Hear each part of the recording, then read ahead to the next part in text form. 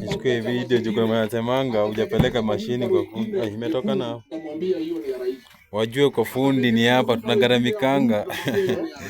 Wajue tunagaramikanga tukiitisha pesa ya mashini. Wajue wanatoa tunagaramika. Tunatumia wewe mnatoa pesa tunatuleta machine service kwa sababu mashini pia inatakananga service. Tukiwaambia mtoe kitu mzuri hamtoi. Sasa unaona mashini kuleta shida lazima tuilete kwa daktari na daktari ni huyu hapa hivi. Inaitoa